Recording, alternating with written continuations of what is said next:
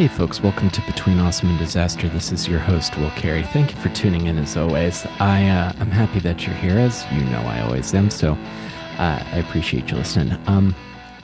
I'm feeling, it's an exhausting kind of day. It's that kind of day in New York City. Memorial Day weekend when I'm recording this just happened, so it's that sort of in-between combination of like humid and cloudy. Like the day just has a feeling of bleh. But I still like to, on days like this, remind myself that even a bleh day in New York is better than a good day when I had to stay. Let's try that again. When I had to stay inside working retail. So trying to continue to maintain a healthy perspective. My guest on the show today is comedian Sharron Paul. Sharron I've known for almost as long as I've been in New York City, and part of what I'm doing with this podcast is, in addition to trying to reach out and interview people that I'm fans of, I also, part of it is the ability to reconnect with people I haven't seen in a while. So this is one of those conversations, because Sharron I've known. You might have seen her. She was in this Now This video talking about her the number of side jobs she's had being a comedian. But she's also, I know her because she runs this very popular show at Union Hall in New York City called Cheap Date Comedy, which always has really good lineups. And if you're in New York City or in Brooklyn, you should make sure to check it out. In the episode today, she talks about the next iteration of that show, and we're going to get into a little bit of the details, but also a lot of New York City talk, because I'm starting to find the native New Yorkers in my peer group in the comedy scene. So this was a really nice chance to get to catch up with Sharron and talk shop. So I'm looking forward to sharing this with you guys. If you enjoy the show and you want to share it with others, we are on Apple Podcasts and Stitcher. I'm hoping Spotify will approve me someday. I don't know when that's going to happen, but fingers crossed. And I'm on Twitter at Comic Will Carey. You can also follow the podcast on Twitter at AwesomeDPod. And if you want to add us to your favorite playlist or subscribe, it helps other people discover the show. And if you want to tell a friend, that I appreciate that you would do that. So thank you very much. And let's go to my chat with comedian Sharron Paul.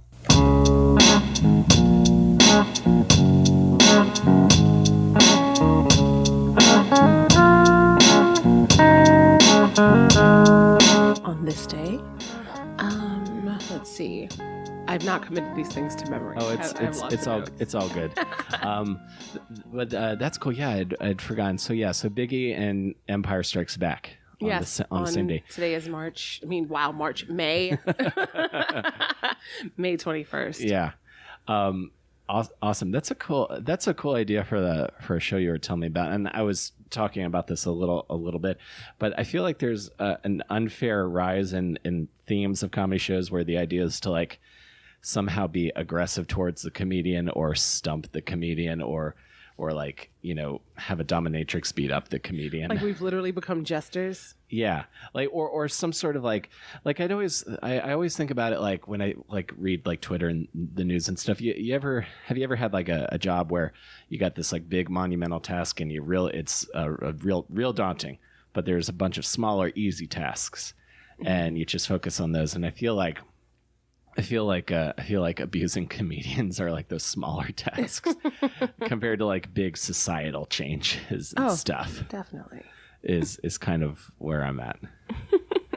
Yeah, abusing comedians is I guess it's an easy, fun night out if that's your thing. If you're like a bit of a sadist, you right. Get entertained to see people be embarrassed or berated. Yeah, or like just this idea that, like, you can hold some power over someone temporarily. Like you get beaten down by like your spouse or your boss all day, or the government or what have you, and then you can go to a show and yell at a comedian.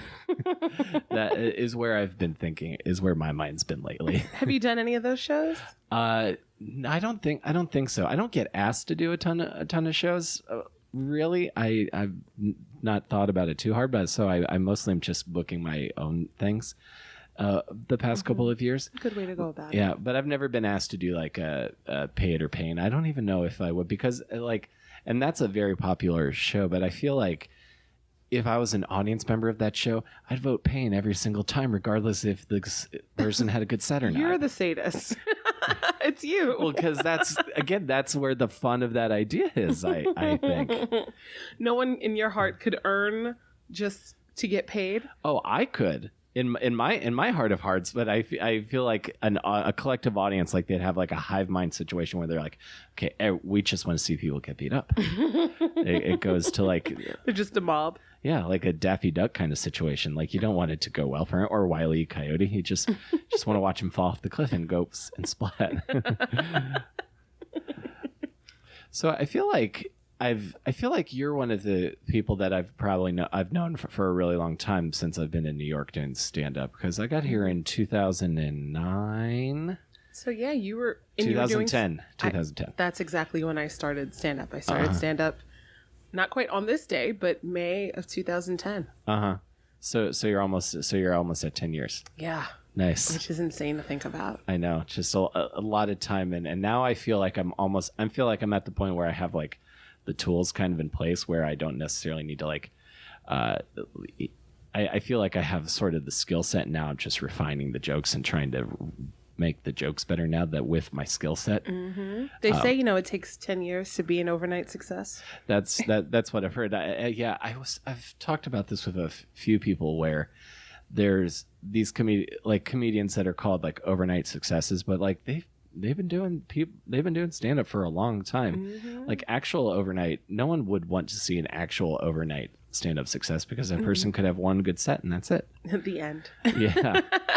Yeah, no, people take a decade or so. I mean, some people are luckier than others, obviously, but you take the time, you hone your craft, you get really good at it. And then it seems overnight because the average Joe doesn't see you grinding every night. So you just pop up all over the place all of a sudden. It's just like, oh, wow, they came out of nowhere. Nowhere being mics and shows every night for the better part of however many years. Yeah, in basements, in bars and pizza places and exactly. and things of that nature. So where did you, are you ever, why do I think you're from New York? Is that true? I am. Yeah, you are. Right. Okay. Yes, I am in New York. That's why I thought. So born and raised. Yes. I think you're maybe like the fourth or fifth native New Yorker I've had on the show out of almost 100 episodes now. Wow. So a rare breed. I was going to say, yeah, we are a rarity. I talk about it on stage. I say native New Yorkers, it seems like we've been raptured and nobody told me. Everybody's gone. I don't know where we've gone. Yeah. California. Maybe. Probably. Or just cheaper places, period. Oh, right. Or, yeah, I would guess either California or at a certain age, Florida is popular. So what part of New York did you grow up in? Brooklyn. What neighborhood? Brownsville. So like M train, J train? No, L train and 3 train.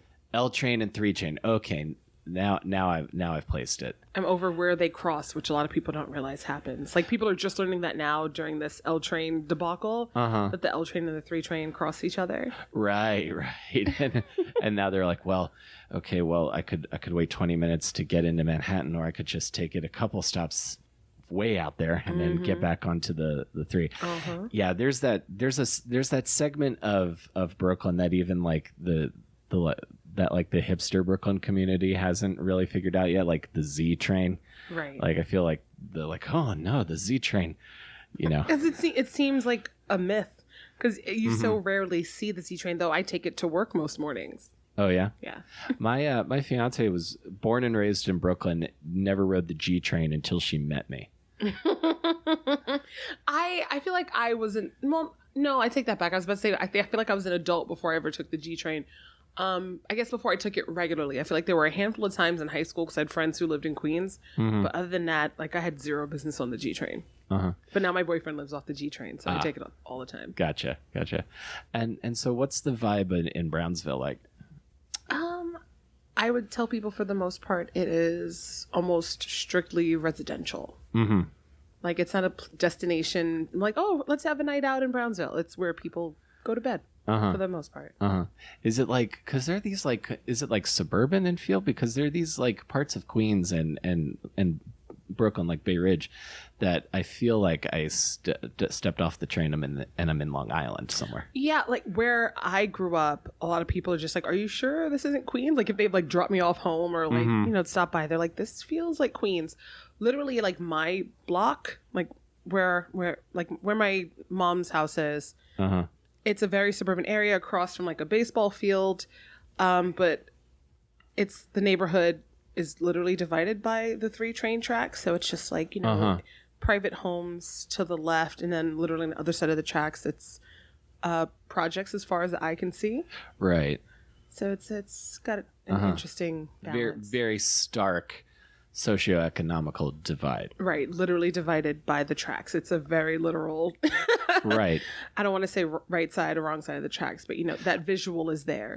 I know what you mean. This neighborhood is kind of like this. Like if you go up to Broadway, you see all these like up and coming like luxury rentals and like nice grocery stores. And then if you take the bus a couple blocks down to towards Queensbridge, it's like it's a whole different neighborhood. It's a whole different vibe. A whole different vibe. That's kind of what has always interested me. It interests me about New York, and when I was living in Baltimore, it made me nervous because I didn't have like my big city like skills and frame of mind set. Where'd you grow up? I grew up in really rural boonies, southern Maryland, about an hour and a half south of DC, and most people don't know you can go that far south of DC and still be in Maryland. And then I went to college at Towson University, so in Baltimore County, and then would go down to the city periodically for like concerts and stuff. But I was not wired for Baltimore growing up where I did. Got it. So what was like the population of your town? Do you know? 800. Wow. Okay, that was very much rural. Yeah. Wow. Okay. Like my first, it's like a 20-minute drive. It's like a 20-minute drive anywhere to get to 20-minute drive or 20-minute drive to like go to my friend's house, 20-minute drive to get to my first job at Kmart, 20-minute drive, no food delivered to us. Right. All of that. So it's like when you go grocery shopping, you have to make sure you have everything. Yeah, you're stocking up. I think thinking about it now, I feel like I was like the step, like if there's a metaphorical subway line that goes from suburbia to rural America to off the grid living, I was the stop before off the grid living. Like we still had a TV for a while. For a bit, eventually. Yeah. So that's kind of how I grew up. So it took me a while to get like my big city skills. Yeah, I was gonna say, now you're living in like a cool part of Queens. Does it feel like your life has done like a 180? I feel like I'm definitely a completely more like, not necessarily worldly person, but I definitely feel like a more savvy person than I did when I first moved here, which I like. Do you think that's time or literally city living, or a bit of both? Bit of both. Like my fiance can't handle being outside a major city for more than 3 days. I'm actually curious now that I thought about that. When you leave like New York or you go out to the like suburbs or like outside of major cities, do you ever start getting that like, oh, there's nothing going on kind of feel? I kind of like it sometimes. I like to get out of the city every so often just to experience something different. Excuse me. I was just traveling. I just got back from Sweden last weekend. Oh, nice. And I mean, for the most part of that trip, I was in Stockholm, which is still a city, but it's not necessarily as like bustling and crowded and fast paced as New York is. Sure. But it's a city as well. But I did spend like a day or so, an hour and a half outside of the city in a small town called Nyköping. And I liked it there. I thought it was really beautiful. And I probably could have spent more time there and it wouldn't have driven me crazy or anything. But yeah, no, I like just the different experiences, different vibes of different places. I once spent about 2 weeks in Wisconsin and I loved it. Like I was just like, okay, I could get down with this for a bit. Oh yeah. Yeah, I find I can drop back into it pretty easily because like, and I'm pretty great at doing nothing. is kind of where I'm at. I love running around like a crazy person because, you know, that's just the nature of the business that we're in. Mm-hmm. But I also am really great at doing nothing. Really great at just looking at some trees, you know, looking at the waves crashing onto shore, stuff like that. I do love being near water. The only issue with like being around a bunch of trees is I'm allergic to everything. Oh, like, yeah. I've just got really bad allergies. I'm basically allergic to outside. So I get allergy shots every week just to, you know, exist. Oh, damn. And so what was your home life like growing up in Brooklyn? What did your folks do?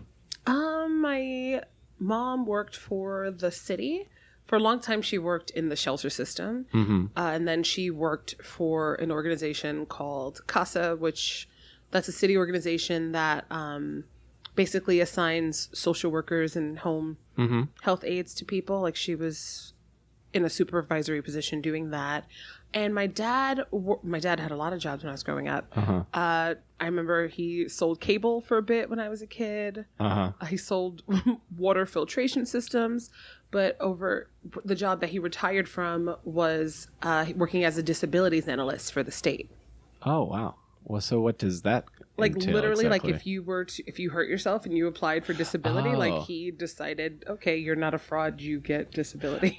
So is he going out to people's houses like, nah, you don't look like you're that disabled? No, not quite. That wasn't quite it. Like more on the processing end of things. Gotcha. Okay. So very, very, again, we're very hardwired into the city, a kind of thing. Yeah, I think. Yeah. Cool. Very much of the people. Yeah, and so now I'm trying to trace this because if you became a comedian, something must have gone wrong at some point. I mean, even if it's not catastrophic. So I always like asking this. So are you an only child? Do you have siblings? I'm an only child. Only child, me too. And we have the same birthday. Mm-hmm. Excellent. So like when you were in like middle school, high school, like what kind of kid were you? Because I was before I discovered theater, I was the like reclusive gamer type who never like you didn't want to interact with people. Was not very good at interacting with people. But then when I discovered theater, I was like, oh, this is the thing that I like, staying after school till 5 and then waiting for someone to come pick me up. that kind of thing. Funny enough, I feel like in middle school is when I wasn't so involved in after school activities. Because I was in elementary school. Like in elementary school, I was in dance, I was in choir, I did all the things. Mm-hmm. Middle school, not as much. But I think I was just going through a bunch of stuff in middle school. Like my parents were divorcing, my grandmother died. I started at a new school. I went from a tiny private school in elementary school to going to public school for the first time. I went to like a gifted and talented middle school that was enormous. I went from a school that had about 250 students total, nursery through 8th grade. Mm-hmm. So kids 3 to 14 in one building, and it was 250 in total. Like our principal knew everyone by name and knew their parents. Like that's how small the space I grew up in from like kindergarten through 5th grade was to going to a public school in Bushwick that had about 3,000 kids. Right. So I was like, there's a lot going on. Like it took a while to adjust.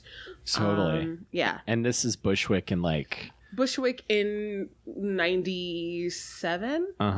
So the idea of it being East Williamsburg is a long shot. Yeah, I was about off. to say we're not even close to things being called East Williamsburg yet. We're talking about Bushwick over 20 years ago. Oh wow. Yeah, I'm not going to say I imagine that was right, but I'm imagining the vibe of a super packed school in what's considered deep in Brooklyn at the time. Well, that's deep in Brooklyn as far as I'm concerned, because I was an hour away on the B60.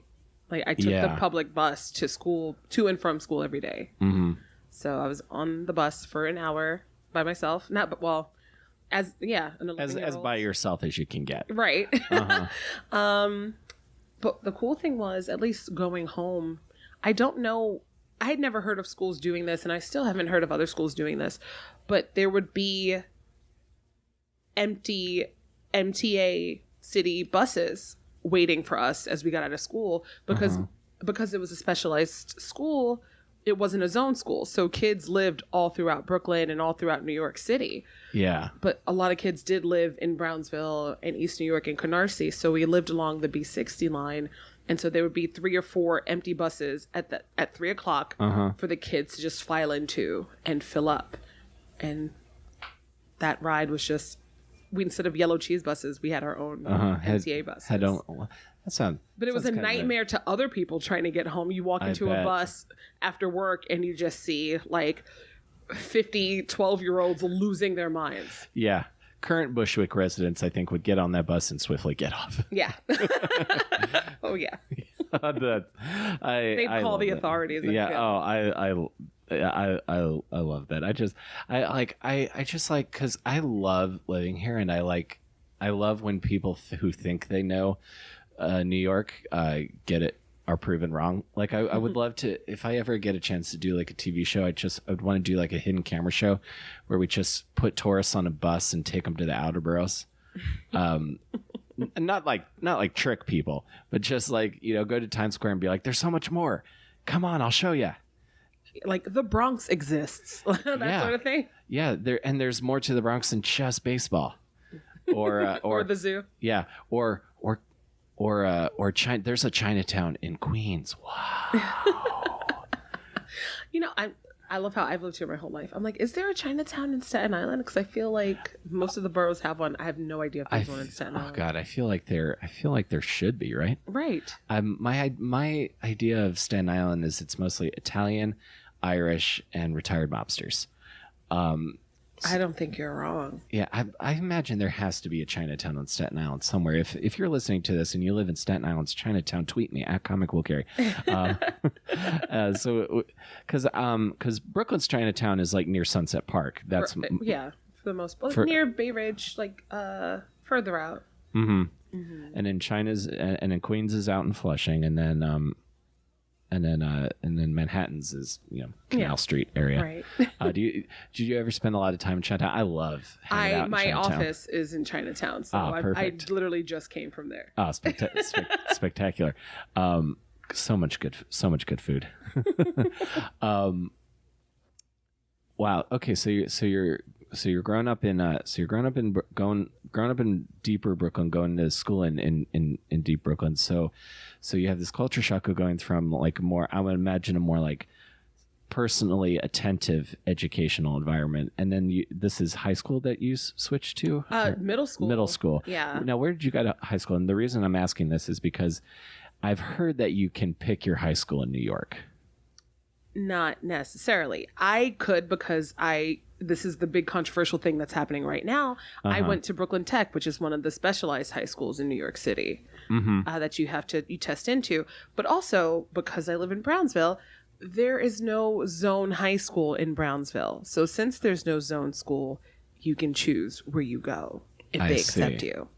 So no matter what, I would have had to have chosen a high school, but thankfully I tested well and passed to get into the school that I wanted to go to. Right, which is Brooklyn Tech. And why did you want to go there? Literally my middle school is like, it's kind of like a public prep school. They're prepping you to go to the better high schools, then hopefully leading to the better colleges. And I think more than a solid third of my 8th grade graduating class I went to high school with. So we went from Bushwick to Fort Greene together. Okay. Like hundreds of kids. So high school wasn't like a weird adjustment period because I already knew so many people when I got there. I didn't have to start from scratch. Yeah, that's kind of how my hometown was, because it's by zones. So if you live in this area, you go here, and then if you live in this area, you go here. Which technically New York City does work that way, except for these situations. That particular situation, right? Okay, so yeah, so I literally I sat next to this one kid at assemblies for my entire life because line them up alphabetically, and that's how it goes. Hope you like this person because you're going to be next to them forever. Yeah, we were all right. We weren't best friends, but he didn't bully me. Good. And then And this is something else I also like. I like talking about as well. So in high school, so we're talking like the 90s. What kind of music are you listening to around then? I started high school in 2000, and I was the biggest teeny bopper on the planet. Yeah. Loved the shit out of boy bands. Mm-hmm. So very much about NSYNC, Backstreet Boys, even like third-rate ones like O-Town and O-Town, LFO. Five. Yes, I did. I loved Five. I had all their albums. They had more than one? I think Five literally had probably about 5+ albums. That makes sense. Yeah, like so everybody under that Lou Pearlman umbrella. Yeah. Have you I haven't seen that documentary yet. Neither have I. I've seen the Backstreet Boys documentary where they touch on what a creep Lou Pearlman was, but I haven't seen the one specifically about him yet. Yeah, I would really want to watch that because just the one pull quote I remember from it is like Ashley from O-Town gets his first check. He's like, I could have made this much working full time at Starbucks. Because I remember like when Making of the Bands or was on MTV and they were putting O-Town together. So that was on ABC because it was part of TGIF when it started that first season. Oh yeah, you're right. I was a diehard. Yeah. I used to see O-Town whenever they were in New York. They literally knew me because I was at all their like PR events. Oh, that's in great. 2001, I saw them at least once a month, every month that year. Wow. And this is at like our full-blown concerts, or they're like doing like in-stores? In-stores. They did so many in-stores back then. I remember going to the NBA store to see O-Town perform. The NBA store? The first time I ever saw them was them doing a contest called Making the Fan at the Planet Hollywood that used to be in Times Square. Oh, Planet Hollywood. You would love, if you ever get a chance to, I don't know if you've ever been to Tokyo, but if you ever, if you go, you need to go to the Shibuya Tower Records because there will be an in-store performance going on. There's still a Tower Records in Tokyo? Yes. There's a couple. Jealous. There's also one in Dublin. I'm so jealous. That was the first Tower Records I ever went into was one in Tokyo. Well, because there used to be one here. I remember, but I wasn't here when it was there. Wow. Yeah, so you will, I mean, everybody's, so you must be all about BTS right now. No, I feel like I'm too old for everything. I was like, I don't know what the kids are listening to. I can't get into it. Though literally, I went for a walk at lunchtime earlier and I saw a bunch of girls lined up outside the Verizon building. Apparently, BTS was heading there. That makes sense. They just were on, they just did SNL and then they were on The Late Show, Stephen Colbert. So here's the thing: there's not a too old. I don't believe in that. For me, there's a too old to be going to certain bands' shows, right? Because I'm trying to think what's a good example. So like I grew up on like early 2000s pop punk, so like Blink-182, Sum 41, also love them, yeah, all of that kind of stuff. I mean, I just love I love top 40 R&B and hip hop, some dance music, like a little bit of everything for real. But like my absolute thing was the boy bands. What do you think? What was it about boy? And we're talking like 4 to 5 member choreographed dancing. Yes. Where there's like the certain type. There's the one who's going to have the old one, the young one, the cute one, the bad boy, all that. Yeah. All that. What do you think it was about boy bands that you were drawn to? I think they were packaged and presented well, and I was that perfect age when they became a popular thing again. Like, think about it this way. Like, I was too young to have really been into New Kids on the Block and New Edition. Yeah. But when NSYNC and the Backstreet Boys got popular, like, I was 11 years old. I was their target demographic. Right. So it's just like, oh, wow. This is fun. This is for me. They're cute. This is fun. And it was a bonding thing. Like some of my friends that we were all diehards together, you trade pictures and posters and like you go to the concerts together if you can. My grown ass friends, we still do that. Like the Backstreet Boys, they still tour very regularly. I've gone to see them once as an adult. How was that? What's funny is I saw them when they were touring as NKOT BSB. That was the New Kids and the Backstreet Boys touring as a supergroup. Yep, I remember that. I enjoyed the Backstreet Boys, but then that night I fell in love with the New Kids because, like I said, I was too young the first go round. Sure. And after that, my friends and I decided, oh snap, we're gonna go see New Kids whenever they're in town because they were so much more entertaining than the Backstreet Boys to me. They put on such an amazing show. They did a tour called the Package Tour where they were headlining. It was New Kids on the Block, 98 Degrees and Boys to Men. That was a phenomenal show. 7 of us went to see it in Nassau Coliseum. Again, we're talking, this is like 2013. So like, we're a bunch of grown women. 7 of us went to see You're probably not the only ones there. I know. We went and saw it at Nassau Coliseum, had a fantastic time. We had such a good time that we were all joking, like, if they add a date in Brooklyn, we'll go see it again. And then lo and behold, they added a date at Barclays. And so we're like, okay. So the 7 of us that went and saw it at Nassau were just like, yeah, we'll see it again. Our group grew to 14. 14 of us went to see it at Barclays. But we're just like, let's get cheap seats. We've seen the show already. The tickets we get were literally at the very top row of Barclays. Like, we could touch the ceiling if we wanted to. And then out of nowhere, some woman approaches us. Like, I'm sitting kind of in the middle of my friends. The woman comes up to me for some reason, and she's like, are you guys sitting here, like, of your own volition? I was like, well, these are the tickets we paid for. And she goes, do you want to move up? And like a dummy, I'm just like, where? As if anywhere wouldn't be an improvement. She just points down. And I'm like, yeah, that sounds good. And she asks, how many of you are there? I tell her 14. And she goes, well, I have 11 tickets. You guys, and I'm in my head, I'm just like, how am I going to make this work? Because this was all kind of my idea to come in the first place. And so I'm just like, yeah, we'll take them. We'll make it work. And this woman, she goes, just go down there and pass them back fake ID style.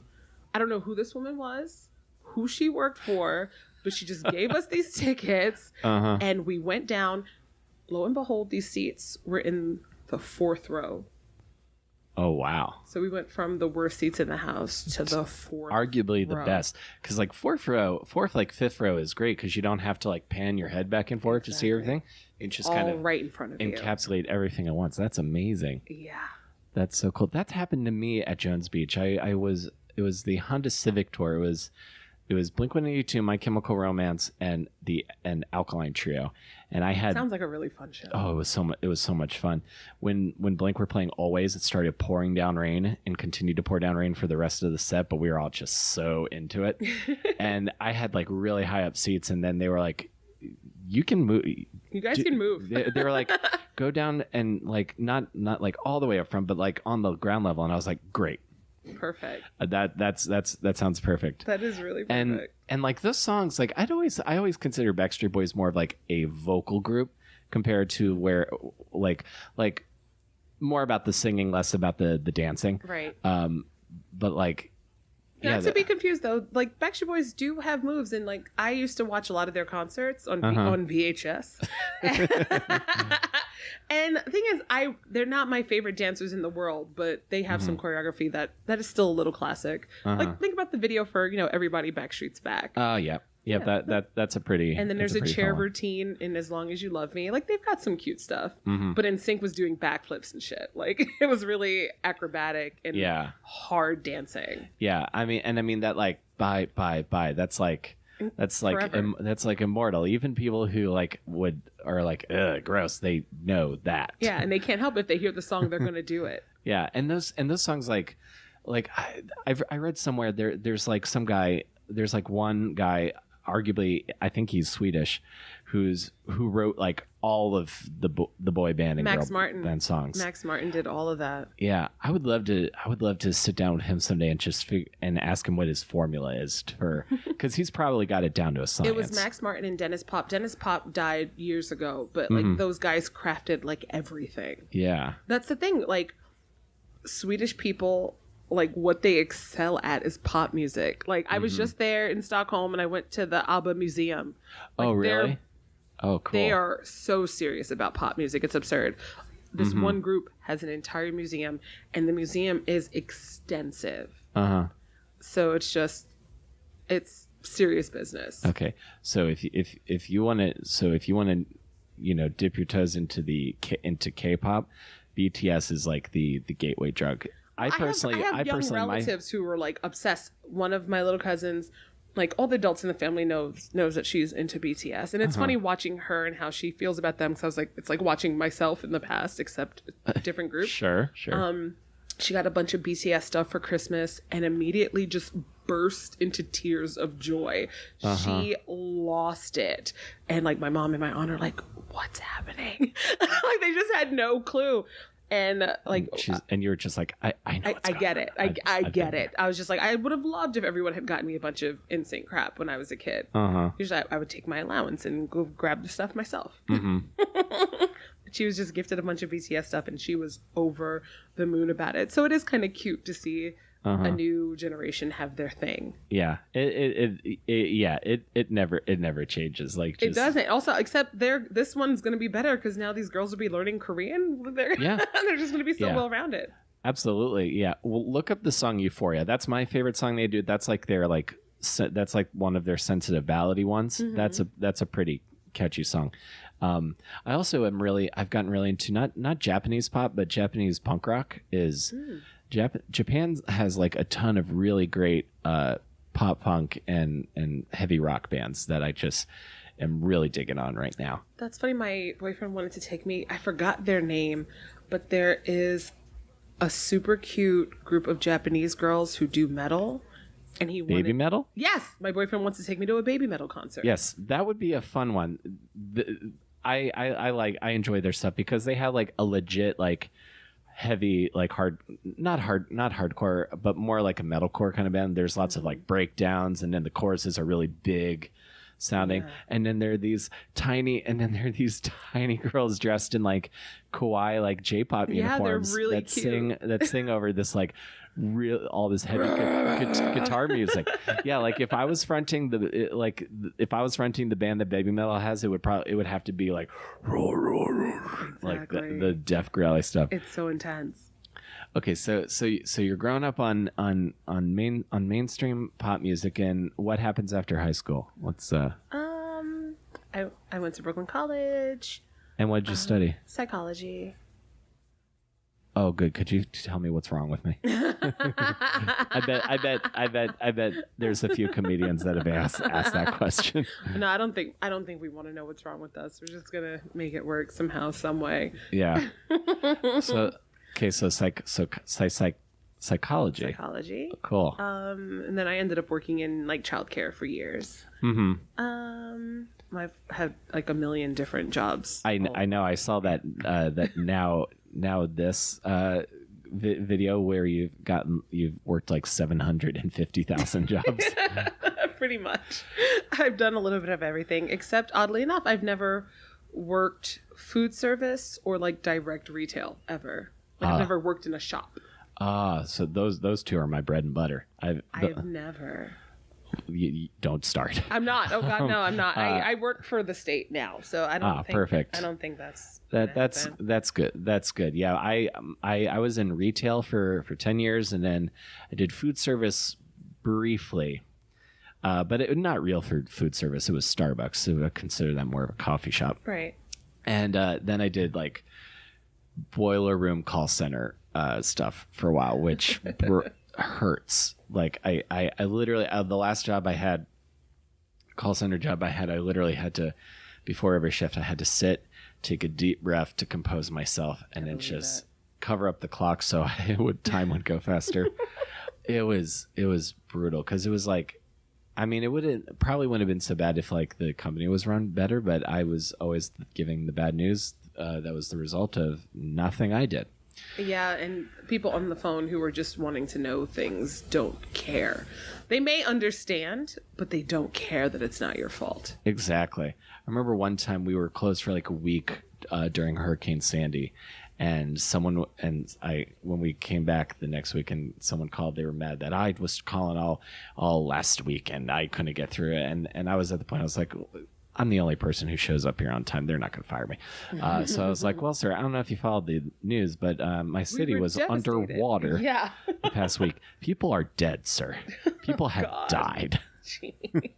And how much longer did you have that job? I had it for like another 2 years. So, and have you always been in New York? Have you ever lived anywhere else? I've always been in New York. Always been in New York. Have never thought about wanting to live anywhere else. Because I've been lucky enough to like travel the world a lot, and I feel like if I were to leave New York, it would be for LA or another country. I feel like there's no middle ground. Yeah, I've got a couple of other countries planned. I've got my I want to retire on the beach country. I've got my I want to lay back country. I've got my analogous keep the same frantic lifestyle country. I'm all set. Yeah. What kind of places have you traveled to? Because I like talking about this also. I've seen a lot of like I said, I just got back from Sweden. That was the first time I'd visited a Nordic country. Had a great time there. Let's see, England, Scotland, France, Germany, Switzerland, the Netherlands, Belgium, Luxembourg. Where in France? I've been mostly in Paris. Mostly Paris. Paris. If you ever get to go to Cannes, Cannes is lovely. I would love to go to Cannes. My boyfriend and I were talking about taking a trip to Nice sometime soon. Nice is beautiful. That's what I keep hearing, so I'm looking forward to that. Nigeria, Australia, New Zealand, Canada, Mexico, the Bahamas. And I think that's most of the places I've been. Oh, so we got to get you to Asia. I'm not in any rush to get to Asia. I feel like I'll be there eventually. They've got it figured out. They'll be fine. It's most of Asia is not going anywhere. Right. But also, I mean, you can probably relate to this. I feel like I would feel like a giant person, like just literally uncomfortable. I feel that way everywhere I travel. Okay, yeah. So it doesn't bother me too much. The only issues I had or kind of hop in between traveling Air Asia, the seats are kind of small. Right, and that's too long of a flight to be uncomfortable. That's the only issue I've had. So spring for like the bigger spring for the American centered flights is how. So what it sounds like to me is if I'm going to Asia, it'll be on someone else's dime, so I could fly first class. That is the plan. Exactly. But I've had and I never so much of Southeast Asia was never on my radar as places, but that's where my fiance likes to go, so that's where I've been, right. And I just saw and ate so much great stuff that I never thought I'd get to see or eat, and it was pretty spectacular. Outside of Japan, which I think a lot of our friends are going to lately, which is good because I've got a list of recommendations I just send them. Like, hey, here you go. I love going places my friends have been, so I'll just be like, hey, what do I do? When you get to Tokyo, let me know because I've got that list dialed. In Asia, people, I feel like it's most Asian countries I've been to, it's a more reserved culture, or or maybe it's just a different vibe of culture. Like, so people were not coming up to me, or like, except for this one pair of grandmas who snuck a picture of me on the Tokyo subway. But like, I was in India in India and Nepal in March, and I took pictures. I started keeping track with 44 different people. Because they just see you and want to take a photo with you. Just see the big tall Westerner, or they see my fiance who's blonde, and they're just like, oh, they want to take photos. Well, that's my uncle and aunt went to China, and people wanted to take photos with them all the time. I think, not being a celebrity yet, I would not want that. You know what I mean? I'm just like, sure. You're just like, oh, look at the Negro. Like, that's what that feels like to me. Right. And I'm just like, that's weird. And right. It feels like it's like some kind of like I'm it's blanking like a the word. Sideshow. You know? Exactly. It's weird. I don't like that. Yeah, I can definitely see that. I'm an attention whore, so I'm just like. But also, like my uncle said, someone thought he was Magic Johnson. He looks nothing like Magic Johnson. Also, he's probably like a foot shorter than him easily. You know, like, right. I was just like, that's strange. They're just like, oh, you're black. You're obviously Magic Johnson. Exactly. Yeah, I could definitely see how that would be. That's why I'm like I said, I'm in no rush. I'll get there when I get there. Totally. And have you ever done comedy internationally? I did a show in Stockholm. Oh, awesome. Which was very fun. How'd it go? It went very well. It's funny because I performed at a British club in Stockholm on what they consider an international show. So the first half is in English and the second half is in Swedish. Oh, interesting. So I closed the first half, the English half, because I know about 2.5 words in Swedish. So yeah, that was fun doing that. That's awesome. I used to I performed in a British pub in Tokyo on a show. This is our loophole. Just you find the British clubs in international cities, and boom, great places to perform. Oh my God, and everyone's so nice. It's always fun. Let me ask you this: did you find any of your jokes, the Swedish crowd reacted to wildly differently than American crowds do? Not necessarily, because I did revamp a lot of my stuff, because I think so. Actually, a lot of my comedy is very New York centric. Because I perform here more than anywhere else, so I do have lots of jokes that are more relevant to New York crowds. So I got rid of a lot of that, and I referenced as much Swedishness as I could, or I wasn't explaining my jokes as I performed, but I gave a little more background than I ordinarily would for some setups. Right, yeah. Just to make it relevant to the crowd. Yeah, that makes sense. I'd found that like, I had this joke about Americans and guns that crushed in Japan, and I think it's just that was like my one Bill Hicks moment. Because they think we like eat with guns instead of spoons here, like internationally. I could just. That's probably not too far off. Not because I remember when I was in Nigeria, I was visiting family. My cousins were like, "Where do you keep your gun?" And I was like, "What? Where do you keep your gun?" I was like, "I don't have a gun." And they're like, "Of course you have a gun. You're from America." I was like, "No, I really don't." They were convinced I was lying to them. Right. They're like, "Everyone has a gun." I was like, "That's not true." I was like, "I don't think I've ever even seen a gun outside of like on a cop's holster." Yeah. Well, in New York, and the only reason I know this is because of the when Anthony Cumia got in trouble.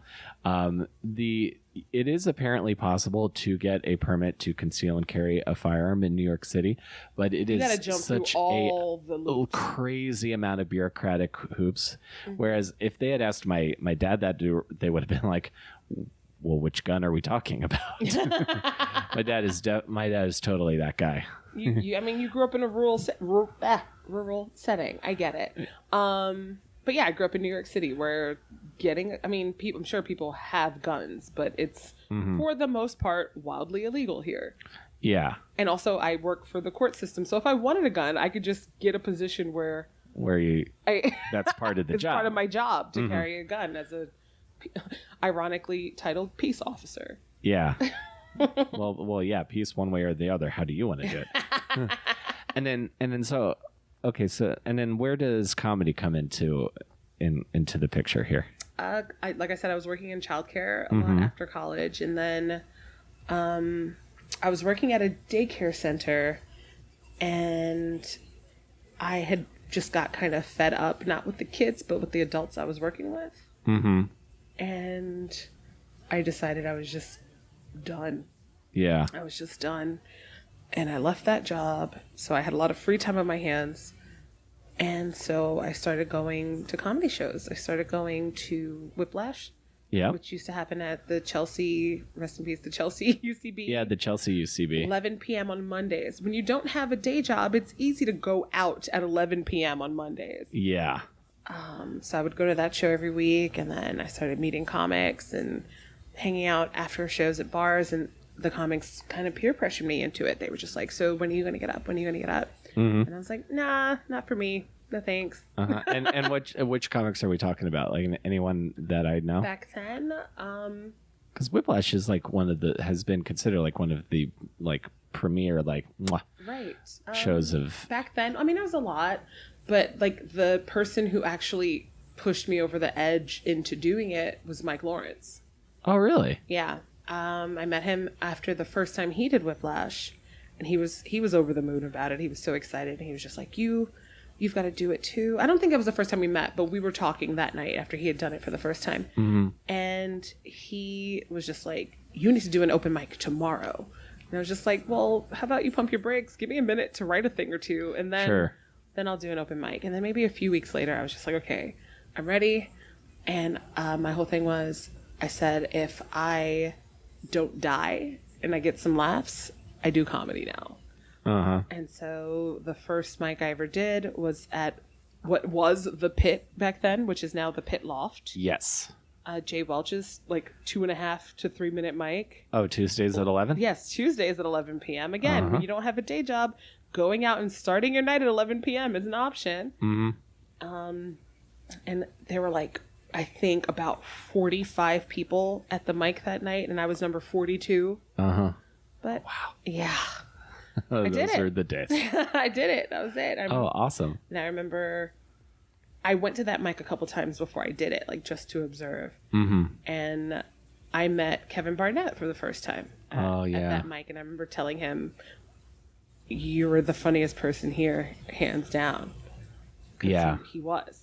He went above and beyond everybody. Oh my God, yeah. I remember I would see him when I first moved here was when he was around a lot, and I would get to see him a bunch, and he always really made me laugh.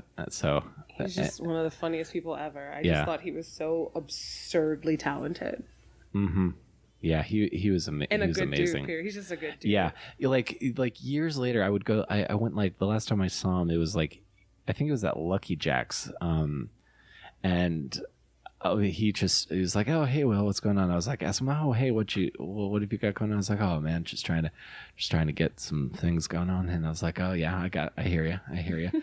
Like I feel like, at a point where he's like light years beyond me. So like he does not have to give me the time of day, but he did. And that was very nice. And I was so excited to see him when I saw, Sleepwalk with Me, Mike Birbiglia's movie. Yeah. It was so cool. I was like, I know that guy. I know that joke. So it was really cool to get to see that.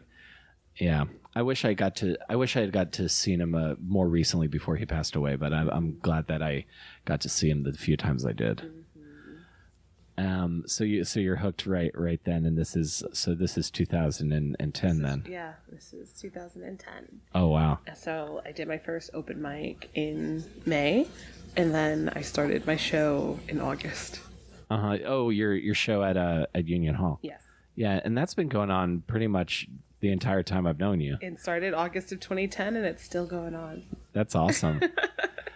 So yeah, that's exciting. I've never been dedicated to anything for so long. I've never committed to anything for this long in my life.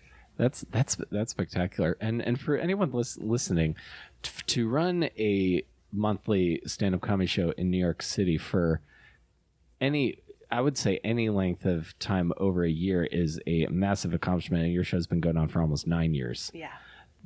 That and at Union Hall, I consider, I've never done a set there, but I just consider that like one of like the coolest venues in New York. Like I've seen so much cool stuff there. So and it's crazy because there's so much comedy there now.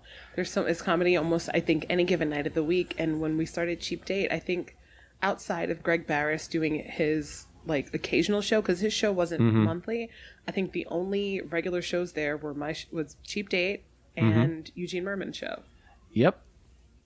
That was it 9 years ago. The place is totally different now. Yeah, and now I think that's where Birbiglia goes to work out now. He does, I've seen him there a couple times. He's been working out there since the beginning because there have been times where his show was happening right before or right after Cheap Date. So, cool. Like we would bump into each other in the backstage area, setting up and breaking down. That's awesome. And he's always been very nice. Yeah, I've met him a handful of times, like under various situations. I sent him an email. I hope I get a response eventually. I would love to talk to him for long because he came into the Starbucks I worked at once. He talked to me after his Carnegie Hall show, which was very nice. He answered my question for a Q&A at Don't Think Twice, and I think I've interacted with him at least one other time. But yeah, he was a big part of the reason I started to focus more on like long form comedy. Compared to when I started, I was doing basically just one-liners. Got it. That's never been my style. I respect one-liners, and I used to write for some e-cards where the format was strictly one-liners. Yeah. And it took a while to like configure my brain to write in that fashion because that's not naturally how I go. My style is very much in the vein of storytelling. Yeah. It's very, very conversational, and again, you're building a narrative, and you're hitting jokes along the way, but it's not like a set up punch twist, right? Kind of thing, yeah. So it's just like I'm amazed at people who paint the long paintings, but people who can just ba ba ba with one-liners. I bless them. I think that's such an amazing skill. Yeah, I really enjoy the guys and girls who can do it super well. I love those kinds of jokes, like ones where you're just like, oh, I didn't see that, you got me. It's like watching like someone shoot a bow and arrow and just nail bullseye and then hit the arrow over and over again. It's impressive. Yeah. So how do you keep a show going for 9 years? Because I got exhausted after 2 doing my show at the Creek, which I'm glad you got to do before I got taken off the calendar. Roster? Yeah, or as far as like just having people there every time that you do the show. That's my biggest weakness as far as a businessman. I think part of it, the venue is great and they do their own outreach. The venue itself has its audience, which is helpful. Yeah. And I think also a benefit of I'm from here. So like I've got friends that go way back that'll come and support the show. Like literally my friends from high school, friends from middle school will show up. My family will show up randomly. I never know who will be there, but people come out of the woodwork and will show up for my show, which is really awesome. And I think that's also, if I was weekly, which people used to try to convince me to go weekly, I had zero desire. I'm like, when something is monthly, it feels like an event. Yeah. Like you'll take the time to be like, oh, it's happening then. I'll put that time aside and I'll do that. When it's happening too often, people kind of lose interest. You get into the mind frame of, I'll go next week. I'll go next week. I'll go next week. Next thing you know, 3 years have passed, you know? Exactly. So that's why I think, monthly is the move. Yeah. I'm inclined to agree as well, because keeping like week to week, like God bless comedy clubs that are doing like multiple shows like per night or over the course of a week. That's I couldn't do it. That's amazing. It's just also you'd have to be, if you're producing, you'd have to be consuming so much comedy to keep a varied roster going if you're booking every night, every week. And I would love to take in more comedy, though currently my schedule has not allowed it for not for just being at shows that I'm not necessarily on. Sure. But yeah, you've got to consume so much comedy to properly put on a show and make sure things are quality every time. Yeah. So I think that's super important. Yeah, absolutely. You just gotta curate it like a fine wine, just like you have an excellent vintage and balance. Like you got to make sure that the comics in style are diverse enough where you don't have 4 of the same jokes happening. Yeah, exactly. With every you don't have a bunch of you don't have a bunch of like aggressive topical people just a steady stream of that. Yeah. Exactly. Yeah, there's a lot of nuances to it that, and I think people until they do, because I imagine there's we're all just trying to get up on stage as much as possible, but the nuances that go into curating a night, and then also trying to because again, get on people that you want to get on, and then also make sure that there's people that are going to be in the room. Yeah, it's a lot of work that I don't think enough people appreciate. Well, that's funny because you mentioned that on Facebook lately. There have been so many posts about how not to ask for spots on shows or how to produce a show. Like that's been the big discussion lately. Yeah. And I get it. Yeah, what I do is the most I've ever done. I never take any rejection personally because I get it. The most I've ever done, what I've tended to start doing is like, if I could do your show in 3 to 4 years, let me know. Let me know. I don't want to be on your short list. You can put me on the long list. Oh yeah, that's always where I'm at. It's like I don't have much going on right now, but you just wait till 2023.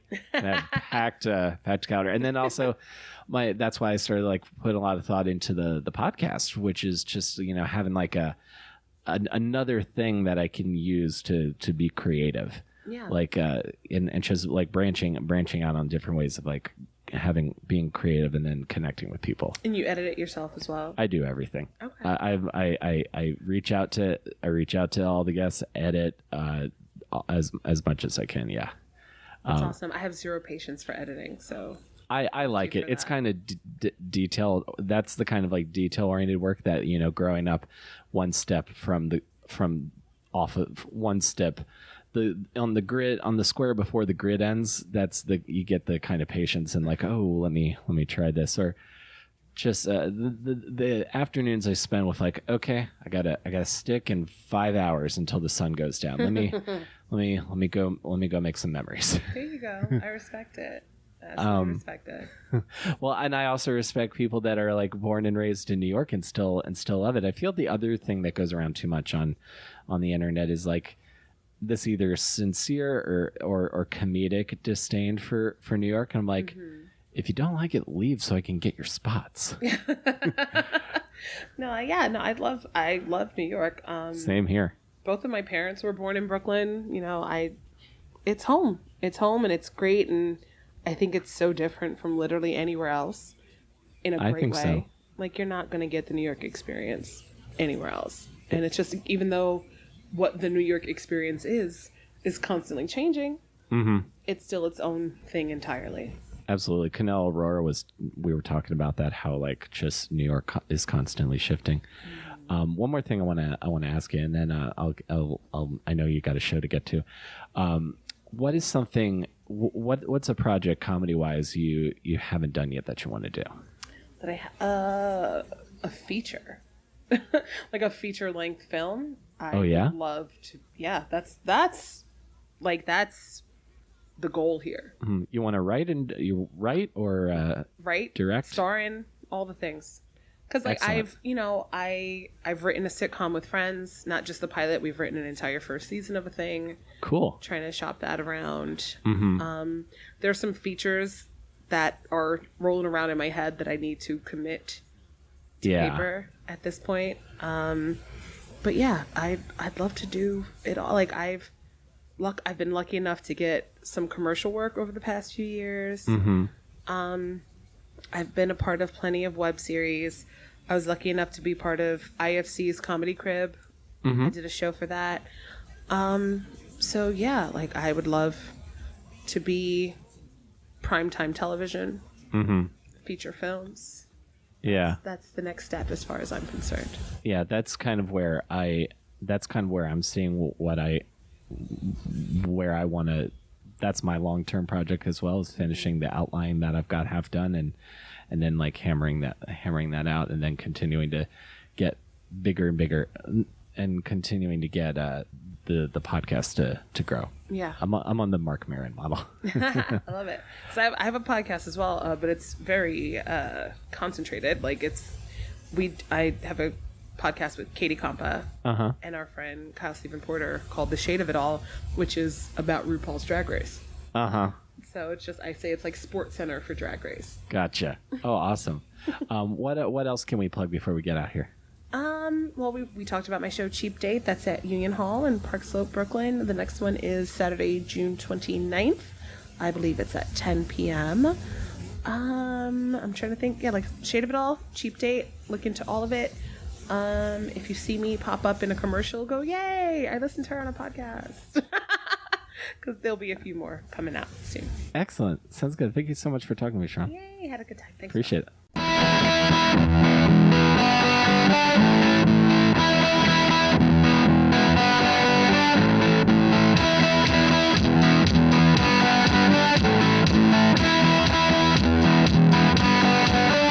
Okay, folks, that's our show. Thank you again for listening, and thank you, Sharron, for your time and hospitality. I appreciate you coming over, and thank you guys again for listening. If you enjoyed this and want to share the show with others, we are on Apple Podcasts and Stitcher. You can add us to your fave playlist or hit subscribe. That helps other people find the show. And if you think you know someone who might enjoy this, please feel free to let them know. My success is built on creating something that people connect with enough that they would want to share it with others. That's, I think, one of the more people talk about, like social media metrics and search engine optimization, and that's important for discovery, but I live or die by how good a show I make. So if you enjoyed this, thank you very much for listening, and I will see you guys next week between awesome and disaster. Take care, everybody.